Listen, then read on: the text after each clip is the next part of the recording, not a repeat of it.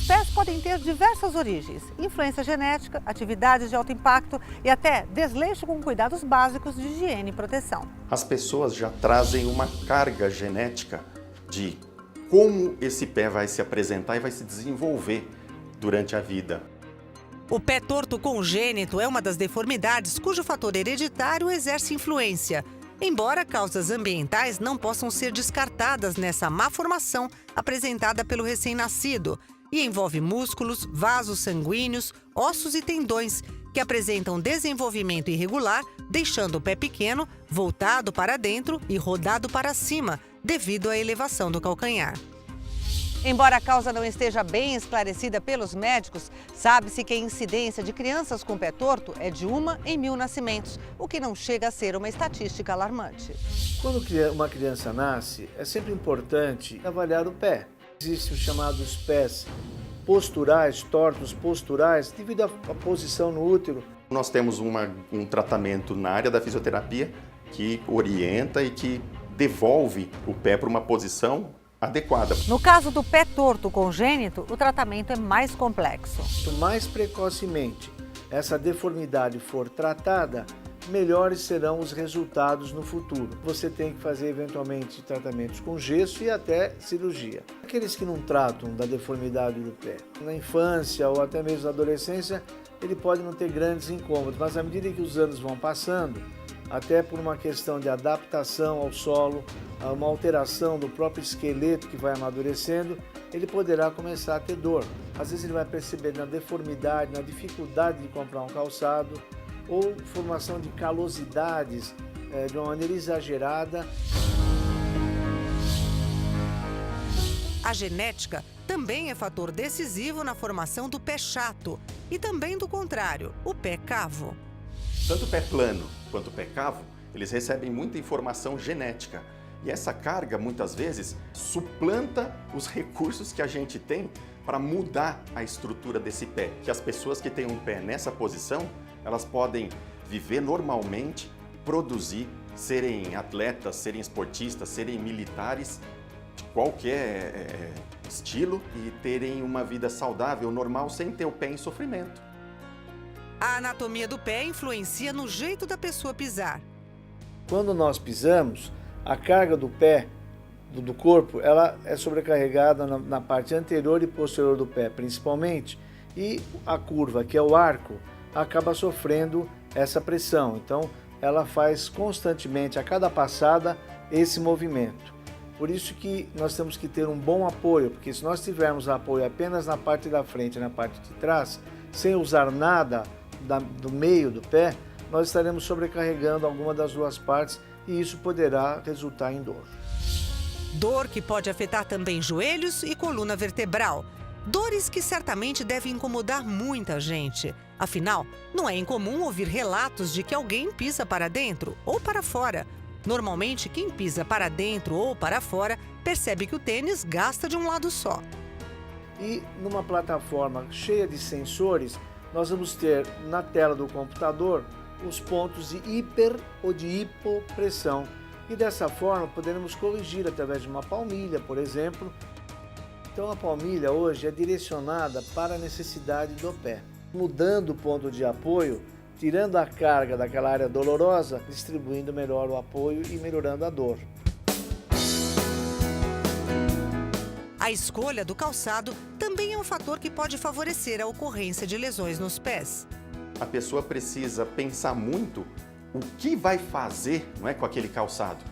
Para qual atividade ela está adquirindo aquele calçado. Para um calçado que foi comprado para uma mulher ir a uma festa, jamais deve ser usado no dia a dia. Diariamente eu procuro usar um tênis que eu acho que também protege, né? Tá andando na rua, a calçada não é meio, né? Não é meio boa, você tá com um sapatinho que tem um saltinho, pisa, torce sem querer. O ideal é que a criança não use calçado algum antes dela estar andando. Num ambiente frio, coloca uma meia no máximo. Nós vemos muitos calçados que procuram imitar o calçado de um adulto e isso não é bom para a criança. Se torna muito mais suscetível à deformidade. Na competição você usa um tênis especial, você acaba tendo facilidade, né, no dia da corrida. O tênis ele tem que ser o mais confortável possível, né? O ideal é que você não use um tênis tão justo, mas também não tão folgado, né? Eu já perdi várias unhas por não usar o tênis adequado. Aí você tem que treinar descalço para não perder o treino. Quem joga futebol tende a sofrer diversas lesões no pé. E a chuteira precisa estar muito bem firme no pé. O jogador enfaixando o pé, colocando meião, colocando bandagens ou usando alguns recursos antes da chuteira, ele ainda está suscetível a lesões, inclusive lesões de entorses graves que podem levar até fratura. Teve uma época que tinha algumas travas, né, da chuteira que eram mais redondas e acabaram tendo algumas lesões de joelho. Então eles acabaram tirando essa trava e as chuteiras vêm melhorando, aperfeiçoando só para facilitar na corrida, na batida da bola, mas como prevenção para algum tipo de lesão, ainda não fizeram nada. Nós temos as lesões ligadas ao esporte, que são as lesões traumáticas, os entorses, não só do pé, mas também do tornozelo. Comum nos corredores de longa distância, que não estão ainda calejados, formação de bolhas. Há uma sudorese no pé, às vezes a meia não é adequada, às vezes chove durante o treino ou durante a prova e isso gera um atrito e gerando esse atrito formam-se as bolhas. Agora eu tô com uma bolinha embaixo do pé e quando eu vou ensaiar eu boto um algodãozinho e faço um esparadrapo. Sempre tá limpando, desinfectando para não inflamar, assim, que eu acho que é o mais essencial sempre. Eu aposto no própolis sempre, que é uma coisa natural e eu acho que para mim faz muito efeito. Além de tirar a inflamação, ele ajuda a secar muito bolhas. O joanete é uma deformidade do dedão.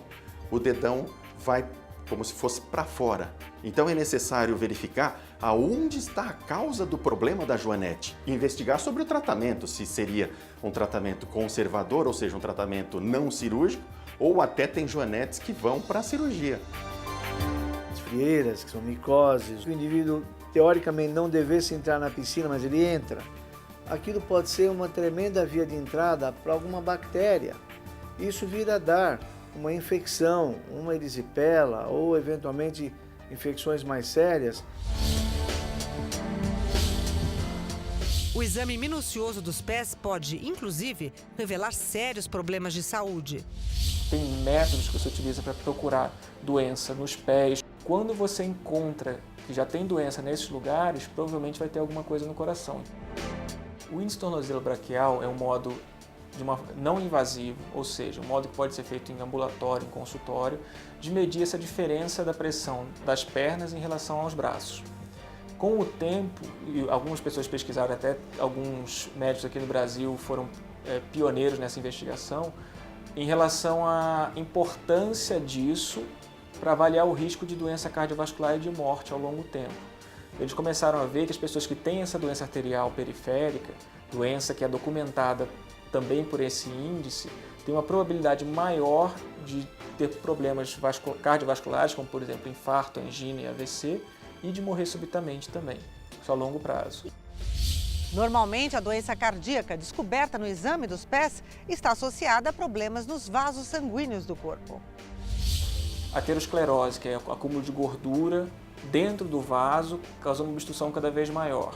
Isso dificulta com que o sangue chegue até a ponta do pé e quando a pessoa vai andar, vai começar a sentir dor, porque o sangue é insuficiente, vai começar a perder pelos na região dos pés, porque a pele é a primeira que sofre nessa região, vai começar a notar uma palidez maior nos pés e nos dedos, e isso pode evoluir para doença arterial mais grave, que levando até a amputação.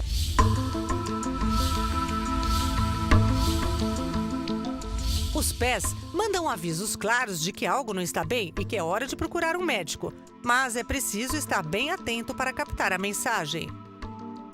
Sempre depois do banho, secar bem os pés, notar se tem alguma ferida, se tem algum machucado, se tem algum tipo de micose, alguma porta de entrada para infecção, em especial em pessoas com diabetes, que a sensibilidade do pé já é prejudicada, já tem uma tendência pior à cicatrização.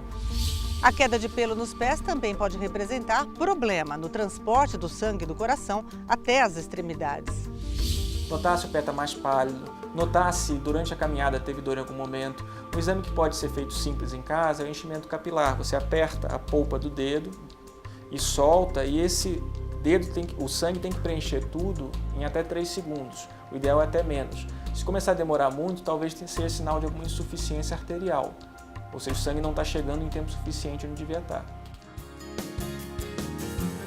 É bom sempre fazer um carinho de noite antes de dormir, assim, antes de deitar, pega um creminho, assim, você faz uma massagenzinha, assim, que eu acho que ele já deita mais aliviado, assim, dá uma soltadinha, que ele não fica aquela coisa dura.